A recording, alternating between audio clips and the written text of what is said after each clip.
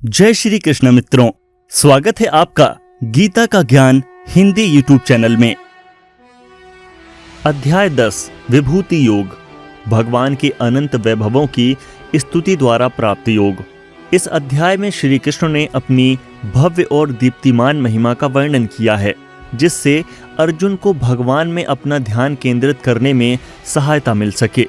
9वें अध्याय में श्री कृष्ण ने भक्ति योग या प्रेममयी भक्ति की व्याख्या करते हुए अपने कुछ वैभवों का वर्णन किया था। यहाँ इस अध्याय में वे आगे अर्जुन के भीतर श्रद्धा भक्ति को बढ़ाने के प्रयोजनार्थ अपनी अनंत महिमा का पुनः वर्णन करते हैं।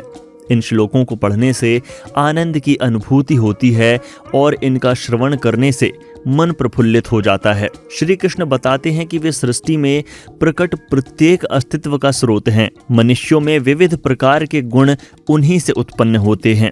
7 महर्षि, 4 महान ऋषि और 14 मनुओं का जन्म उनके मन से हुआ और बाद में संसार के सभी मनुष्य इनसे प्रकट हुए। जो ये जानते हैं कि उनका उद्गम भगवान है, वे अगाध श्रद्धा के साथ उनकी भक्ति में तल्लीन रहते हैं। ऐसे भक्त उनकी महिमा की चर्चा कर पूर्ण संतुष्टि एवं मानसिक शांति प्राप्त करते हैं और अन्य लोगों को भी जागृत करते हैं, क्योंकि उनका मन उनमें एकीकृत हो जाता है।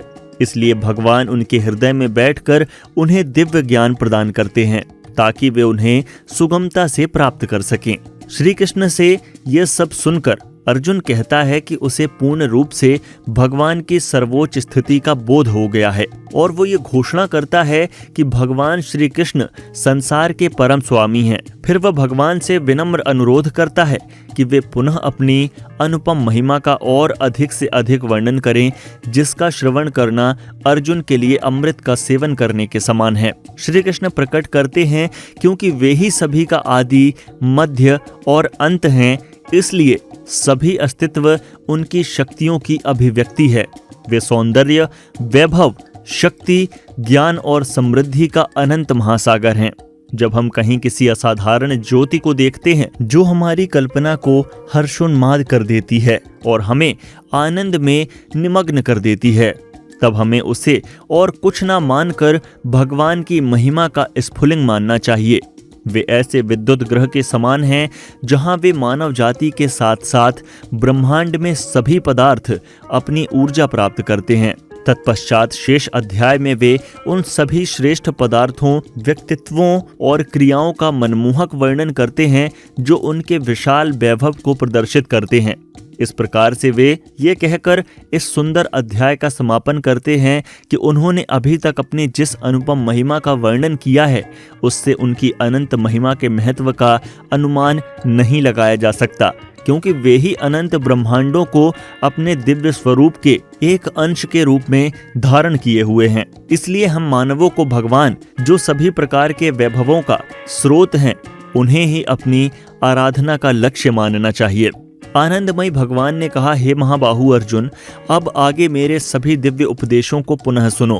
चूंकि तुम मेरे प्रिय सखा हो, इसलिए मैं तुम्हारे कल्याणार्थ तुम्हें इन्हें प्रकट करूंगा। ना तो स्वर्ग के देवता और ना ही महान ऋषि मेरी उत्पत्ति या वैभव को जानते हैं, क्योंकि मैं ही सभी देवताओं और महान ऋषियों की उत्पत्ति का उद्गम हूँ। वे जो मुझे अजन्मा, अनादि और समस्त ब्रह्मांडों के स्वामी के रूप में जानते हैं, मनुष्यों में केवल वही मोह रहित और समस्त बुराइयों से मुक्त हो जाते हैं। जीवों में विविध प्रकार के गुण जैसे बुद्धि, ज्ञान, विचारों की स्पष्टता, क्षमा, सत्यता, इंद्रियों और मन पर नियंत्रण, सुख और दुख, जन्म मृत्यु, भय, निडरता, अहिंसा, समता, तुष्टि, तप, दान, यश और अपयश केवल मुझसे ही उत्पन्न होते हैं। सप्त महर्षिगण और उनसे पूर्व 4 महर्षि और 14 मनु सब मेरे मन से उत्पन्न हुए हैं तथा संसार में निवास करने वाले सभी जीव उनसे उत्पन्न हुए हैं। जो मेरी महिमा और दिव्य शक्तियों को वास्तविक रूप से जान लेता है, वह अविचल भक्ति योग के माध्यम से मुझ में एकीकृत हो जाता है। इसमें कोई भी संदेह नहीं है। मैं समस्त सृष्टि का उद्गम हूँ। सभी वस्तुएं मुझसे ही उत्पन्न होती हैं। जो बुद्धिमान यह जान लेता है वह पूर्ण दृढ़ विश्वास और प्रेमा भक्ति के साथ मेरी उपासना करता है। मेरे भक्त अपने मन को मुझ में स्थिर कर अपना जीवन मुझे समर्पित करते हुए सदैव संतुष्ट रहते हैं। वे एक दूसरे को ज्ञान प्रदान करते हुए, मेरे विषय में वार्तालाप करते हुए और मेरी महिमा का गान करते हुए अत्यंत आनंद और संतोष की अनुभूति करते हैं। जिनका मन सदैव मेरी प्रेममयी भक्ति में एकीकृत हो जाता है, मैं उन्हें दिव्य ज्ञान प्रदान करता हूँ, जिससे वह मुझे पा सकते हैं। उन पर करुणा करने के कारण मैं उनके हृदयों में वास करता हूँ और ज्ञान के प्रकाश में दीपक द्वारा अंधकार जनित अज्ञान को नष्ट करता हूँ। अर्जुन ने कहा, आप परम पुरुषोत्तम भगवान, परम धाम, परम शुद्ध, अविनाशी भगवान, आदि पुरुष, अजन्मा तथा महानतम हैं। नारद, असित, देवल और व्यास जैसे महान ऋषि सभी इस सत्य की पुष्टि करते हैं और अब आप स्वयं भी मुझे यही सब बता रहे हैं। हे कृष्ण, मैं आपके द्वारा कहे गए सभी कथनों को पूर्णतया सत्य के रूप में स्वीकार करता हूँ।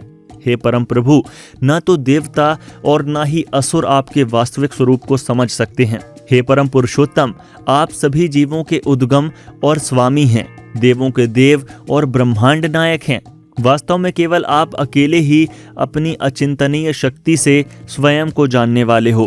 प्रभु, कृपया विस्तार पूर्वक मुझे अपने दिव्य ऐश्वर्यों से अवगत कराएं, जिनके द्वारा आप समस्त संसार में व्याप्त होकर उनमें रहते हों। हे योग के परम स्वामी, मैं आपको ज्यादा अच्छे से कैसे जान सकता हूँ और कैसे आपका मधुर चिंतन कर सकता हूँ। हे परम पुरुषोत्तम भगवान, ध्यानावस्था के दौरान मैं किन किन रूपों में आपका स्मरण कर सकता हूँ। हे जनार्दन, कृपया मुझे पुनः अपनी दिव्य महिमा, वैभवों और अभिव्यक्तियों के संबंध में विस्तृत रूप से बताएं। मैं आपकी अमृत वाणी को सुनकर कभी तृप्त नहीं हो सकता। आनंदमय भगवान ने कहा, अब मैं तुम्हें अपनी दिव्य महिमा का संक्षिप्त वर्णन करूंगा। हे श्रेष्ठ कुरुवंशी, इस वर्णन का कहीं भी कोई अंत नहीं है।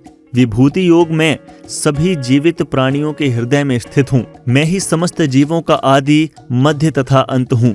मैं अदिति के 12 पुत्रों में विष्णु हूँ, प्रकाशवान पदार्थों में सूर्य, मरुतों में मुझे मरीचि और नक्षत्र में रात्रि का चंद्रमा समझो। मैं वेदों में सामवेद, देवताओं में स्वर्ग का राजा इंद्र हूँ। इंद्रियों के बीच में मन और जीवित प्राणियों के बीच चेतना हूँ। रुद्रों में मुझे शंकर जानो, यक्षों में मैं कुबेर हूँ, वसुओं में मैं अग्नि हूँ और पर्वतों में मैं मेरु हूँ। हे अर्जुन, पुरोहितों में मुझे बृहस्पति जानो और सेना नायकों में मैं कार्तिकेय हूँ और सभी जलाशयों में समुद्र हूँ। मैं महर्षियों में भृगु हूँ, ध्वनियों में दिव्य ओम हूँ। मुझे यज्ञों में जपने वाला पवित्र नाम समझो। अचल पदार्थों में मैं हिमालय हूँ। वृक्षों में मैं बरगद का वृक्ष हूँ और देव ऋषियों में मैं नारद हूँ। गंधों में मैं चित्ररथ हूँ। सिद्ध पुरुषों में मैं कपिल मुनि हूँ। अश्वों में मुझे उच्चैश्रवा समझो, जो अमृत के लिए समुद्र मंथन के समय प्रकट हुआ था। हाथियों में मुझे गर्वित ऐरावत समझो और मनुष्यों में मैं राजा हूँ। शस्त्रों में मैं वज्र हूँ और गायों में कामधेनु हूँ। संतति के समस्त कारणों में मैं प्रेम का देवता कामदेव और सर्पों में मैं वासुकी हूँ। विभूति योग अनेक फणों वाले सो में मैं अनंत हूँ। जलचरों में वरुण हूँ, पितरों में अर्यमा हूँ और नियमों के नियामकों में मैं मृत्यु का देवता यमराज हूँ। दैत्यों में मैं प्रहलाद हूँ और दमनकर्ताओं में मैं काल हूँ। पशुओं में मुझे सिंह मानो और पक्षियों में मुझे गरुड़ जानो। पवित्र करने वालों में मैं वायु हूँ और शस्त्र चलाने वालों में मैं भगवान श्री राम हूँ। जलीय जीवों में मगर और बहती नदियों में मैं गंगा हूँ। हे अर्जुन, मुझे समस्त सृष्टियों का आदि, मध्य और अंत जानो। सभी विद्याओं में मैं अध्यात्म विद्या हूँ और सभी तर्कों का मैं तार्किक निष्कर्ष हूँ। मैं सभी अक्षरों में प्रथम अक्षर आकार हूँ और व्याकरण के समासों का द्वंद्व समास हूँ। मैं शाश्वत काल हूँ और सृष्टाओं में ब्रह्मा हूँ।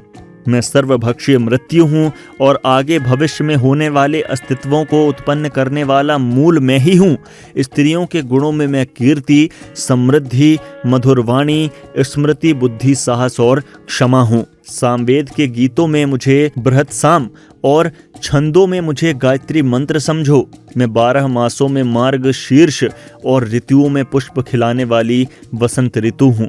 समस्त छलियों में मैं जुआ हूँ और तेजस्वियों में तेज हूँ।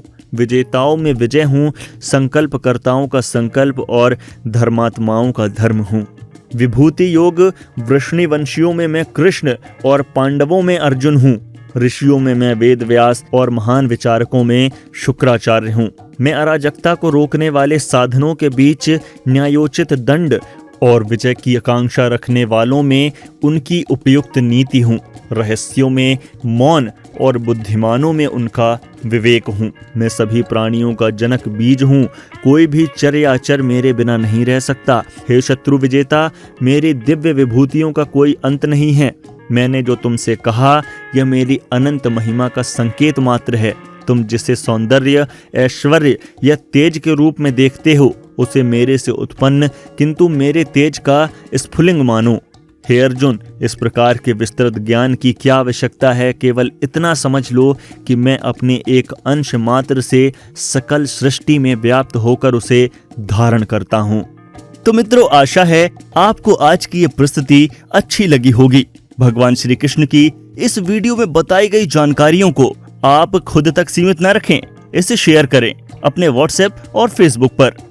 तो मिलते हैं एक नए वीडियो के साथ, तब तक के लिए राधे राधे।